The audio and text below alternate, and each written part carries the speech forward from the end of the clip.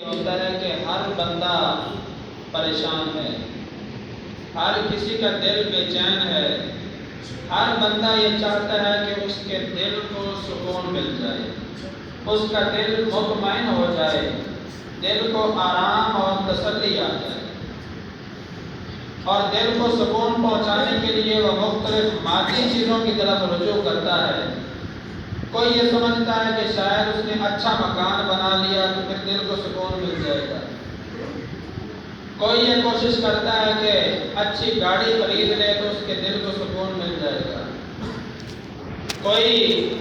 یہ سوچتا ہے کہ اگر کسی کی اولاد نہیں، اولاد پیدا ہو گئی تو پھر اس کو سکون آ جائے گا، کسی کے پاس زمین نہیں، رقبہ نہیں، جائیداد نہیں، وہ مل گیا تو شاید دل اطمینان میں آ جائے۔ لیکن آئیے قرآن پاک سے پوچھتے ہیں کہ دل کو اگر سکون دینا ہو تو کس چیز سے ملتا ہے؟ تو اللہ رب العزت نے 13ویں پارے میں ارشاد فرمایا، الا بذکر اللہ تطمئن القلوب، کہ خبردار، الا کا لفظ وہاں بولا جاتا ہے جہاں بندے کو خبردار کرنا ہو، جہاں سامنے والے کو تنبیہ کرنا ہو کہ غور سے توجہ سے بات سنو۔ فرمایا الا بذکر اللہ، خبردار خوب توجہ سے سن لو کہ اللہ کے ذکر سے تطمئن القلوب، دلوں کو اطمینان پہنچ جاتا ہے۔ دلوں کو اگر ہم مطمئن کرنا چاہتے ہیں تو پھر اللہ کے ذکر کی طرف آنا ہوگا، اللہ کے ذکر کو اپنا طریقہ بنانا ہوگا، اللہ کے ذکر کی طرف رجوع کرنا ہوگا۔ جب ہم اللہ کا ذکر کرنے لگ جائیں گے تو پھر یقیناً اللہ تبارک و تعالیٰ کی رحمتوں کی برسات بھی ہم پر ہونا شروع ہو جائے۔ حضرات محترم، ہم فجر میں اٹھ کر فجر کی نماز پڑھ لیتے ہیں تو شاید یہ سمجھتے ہیں کہ سب سے زیادہ ذکر ہم نے اللہ کا کر لیا ہے،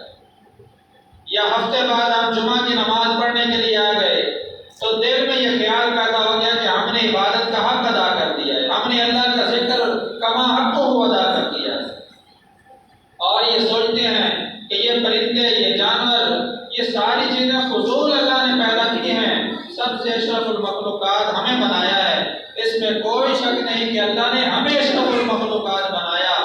لیکن اس کے علاوہ جو باقی جانور، چرندے، پرندے، کیڑے مکوڑے، وہ بھی فضول نہیں ہیں، وہ بھی اللہ کا ذکر کر رہے ہیں۔ حضرت موسیٰ علیہ السلام جنگل میں تشریف لے جا رہے تھے اور اللہ کا ذکر کر رہے تھے، راستے میں چلتے چلتے دل میں خیال پیدا ہوا کہ یہ اتنا بیابان جنگل ہے، یہاں کوئی اور میرے سوا نہیں ہے، میں اللہ کا ذکر کر رہا ہوں تو شاید کوئی اور چیز بھی اللہ کا ذکر نہیں کر رہی، صرف میں ہی اللہ کا ذکر کر رہا ہوں۔ تو اللہ رب العزت نے یہ بتانا چاہا کہ اے موسیٰ، صرف تو اکیلا ہی نہیں اللہ کا ذکر کرنے والا، اس جنگل میں اور بھی بہت سی چیزیں ہیں جو اللہ کا ذکر کر رہے ہیں۔ تو حضرت موسیٰ علیہ السلام اپنے ہاتھ میں ایک ڈنڈا رکھا کرتے تھے، عصا۔ تو اللہ رب العزت نے حضرت موسیٰ علیہ السلام کو حکم دیا کہ اے موسیٰ، اپنا یہ ڈنڈا، اپنا عصا زمین پر مارو۔ موسیٰ علیہ السلام نے اپنا وہ عصا زمین پہ مارا، زمین پھٹ گئی اور نیچے پانی چلتا ہوا نظر آیا۔ اللہ رب العزت نے پھر حکم دیا، اے موسیٰ، اس پانی پر بھی اپنا عصا مارو۔ موسیٰ علیہ السلام نے اس پانی پر عصا مارا تو پانی تھوڑا سا ہٹا اور نیچے سے پتھر نمودار ہوا، ایک پتھر ظاہر ہو گیا۔ اللہ رب العزت نے موسیٰ علیہ السلام کو پھر حکم فرمایا کہ اے موسیٰ، اس پتھر پر بھی اپنا عصا مارو۔ موسیٰ علیہ السلام نے اس پتھر پر عصا مارا، وہ پتھر دو حصوں میں تقسیم ہو گیا، ٹوٹ گیا، اس پتھر سے ایک کیڑا نکلا اور وہ کیڑا اللہ کا ذکر کر رہا۔ اللہ رب العزت موسیٰ علیہ السلام کو یہ بتانا چاہتا تھا کہ اے میرے کریم، اکیلے آپ نہیں جو میرا ذکر کر رہے ہیں، پتھروں کے اندر کیڑے بھی میرے ذکر میں مصروف ہیں۔ تو حضرات محترم، یہ کائنات کی ہر چیز اللہ کا ذکر کر رہی ہے، تو ایک انسان اشرف المخلوقات جس کے لیے اللہ نے سب کچھ بنایا،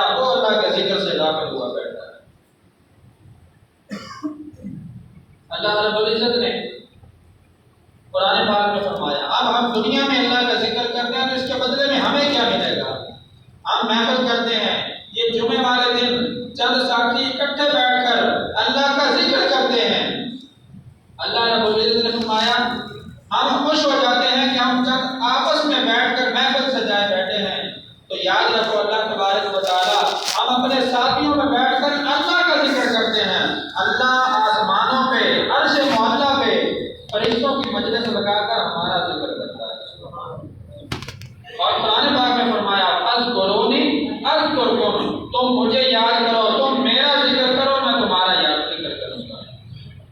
فرمایا تم اکیلے میرا ذکر کرو گے، میں اکیلا تمہارا ذکر کروں گا، تم جماعت میں محفل میں میرا ذکر کرو گے، میں محفل میں تمہارا ذکر کروں گا۔ تو عزیزان گرامی، اگر ہم چاہتے ہیں کہ ہمارے دلوں کو سکون مل جائے، اگر ہم چاہتے ہیں کہ ہمارے دل مطمئن ہو جائیں، تو پھر ہمیں اللہ کے ذکر کی طرف آنا ہے، پھر ہمیں اللہ رب العزت سے اپنا تعلق مضبوط بنانا ہوگا۔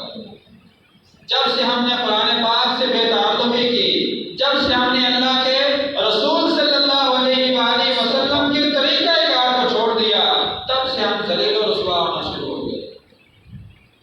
تو عزیزان گرامی، اللہ کا ذکر کرنا یہ بہت بڑی دولت ہے۔ اس بارے میں ملتان کے ایک مشہور شخصیت حضرت بہاؤالدین زکریا ملتانی رحمۃ اللہ علیہ، سلسلہ سہروردیہ کے بڑے عظیم بزرگ ہیں حضرت بہاؤالدین زکریا ملتانی۔ آپ کا ایک واقعہ بڑا زبردست مشہور ہے کہ آپ ملتان میں رہتے تھے،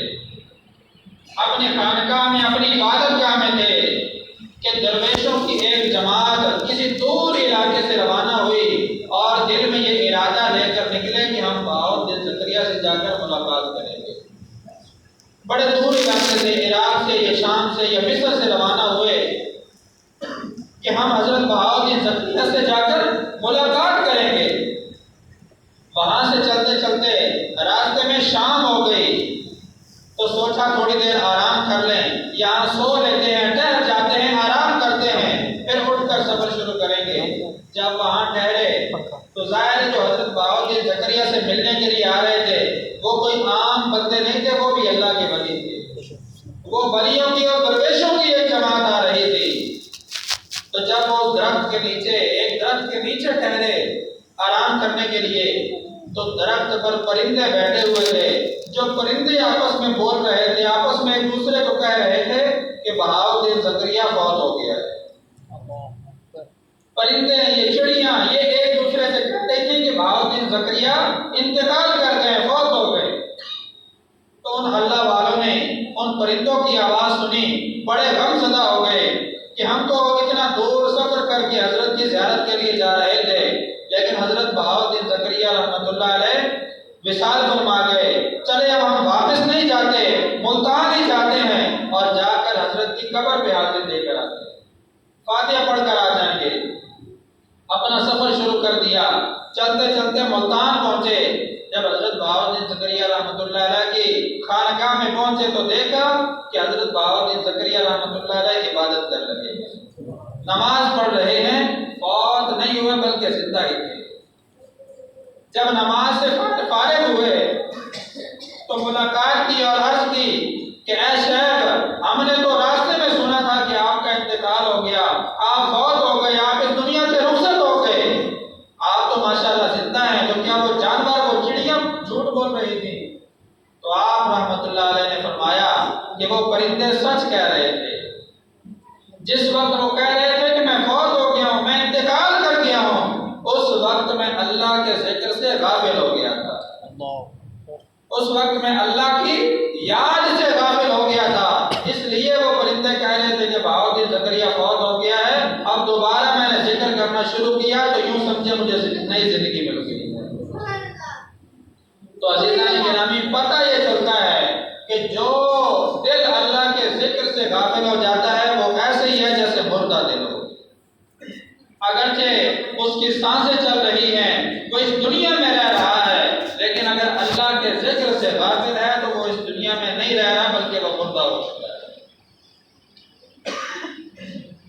اور جو اللہ والے ہوتے ہیں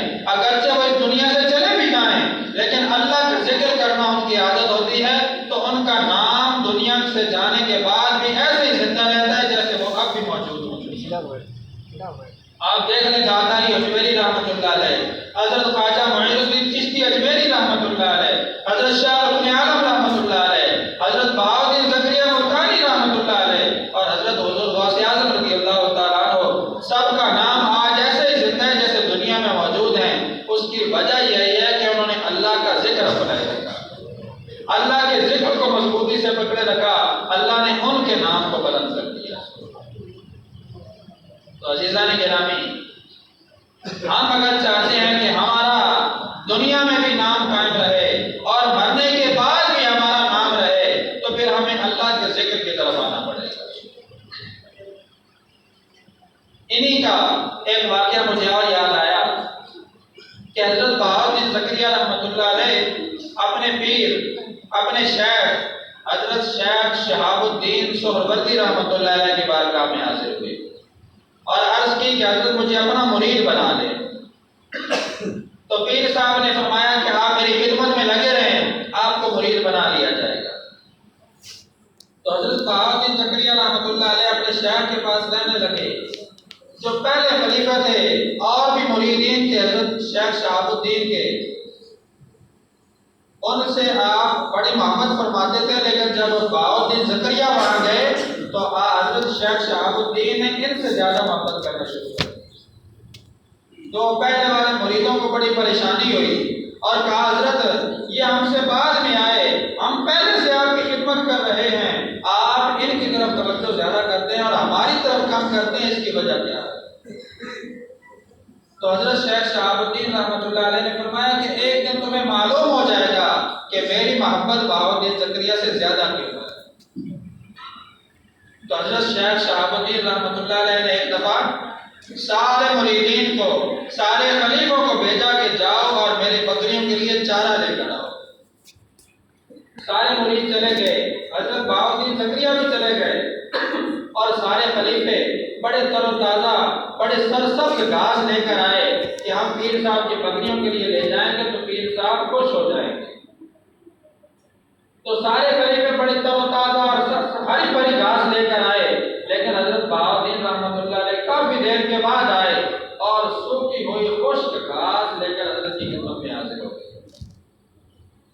مریدین نے پھر تانا دیا، حضرت دیکھیں آپ انہی سے زیادہ محبت کرتے ہیں اور یہی آپ کی بکریوں کے لیے سوکھا ہوا اور خشک چارہ لے کر آئے ہیں. تو آپ رحمۃ اللہ علیہ نے سارے مریدوں کو بلایا، حضرت بہاؤالدین زکریا کو بھی بلایا اور پوچھا بہاؤالدین تم بتاؤ یہ سارے سرسبز گھاس لے کر آئے، تم خشک گھاس لے کر آئے، اس کی وجہ کیا ہے؟ تو آپ رحمۃ اللہ علیہ نے فرمایا کہ یا شیخ میں گھاس کو کاٹنے کے لیے، سرسبز گھاس کو کاٹنے کے لیے جس طرف اپنا ہاتھ بڑھاتا تھا تو اس گھاس سے مجھے اللہ کے ذکر کی آواز آتی تھی. وہ سرسبز گھاس اللہ کا ذکر کر رہا ہوتا تھا تو میرا دل یہ پسند نہیں کرتا کہ ایک چیز اللہ کا ذکر کر رہی ہو اور اس کو میں اللہ کے ذکر سے غافل کر دوں. اس لیے میں نے ہری بھری گھاس کو نہیں کاٹا اور مجھے خشک گھاس دیکھی جو اللہ کے ذکر سے غافل تھی، وہی گھاس لے کر کے میں آپ کی بارگاہ میں حاضر ہو گیا. تو حضرت نے فرمایا کہ دیکھ لیا تم نے، اسی وجہ سے میں ان سے زیادہ محبت کرتا ہوں. حضرات محترم، اس واقعے سے ہمیں یہ سبق ملتا ہے کہ اگر ہم اللہ کے ذکر سے جڑے رہیں گے تو ہم بھی تر و تازہ رہیں گے، ہم بھی سرسبز رہیں گے، ہم بھی پھلتے پھولتے رہیں گے، ہماری بھی آگے سلسلہ چلتا رہے گا. اور جب اللہ کے ذکر سے غافل ہو گئے تو ہمیں بھی اس گھاس کی طرح کاٹ دیا جائے گا. اور بزرگ فرماتے ہیں کہ جو ٹہنی، جو شاخ، جو پتا اللہ کا ذکر جب تک کرتا رہتا ہے وہ درخت کے ساتھ لگا رہتا ہے، اور جب وہ اللہ کے ذکر سے غافل ہو جائے تو اسے کاٹ دیا جاتا ہے. تو حضرات محترم، آج کے اس جمعے کے خطبے کے اندر یہی بات ہمیں سمجھنے کو ملی کہ جب تک ہم اللہ کا ذکر کرتے رہیں گے تو اللہ رب العزت ہم پر اپنی رحمتیں برساتا رہے گا. اور جب ہم نے اللہ سے دوری اختیار کرنا شروع کر دی تو اللہ نے پہلے فرما دیا ہے کہ اللہ الصمد، اللہ بے نیاز ہے، اسے ہماری عبادتوں کی ضرورت نہیں ہے، اسے ہمارے نفلوں کی اور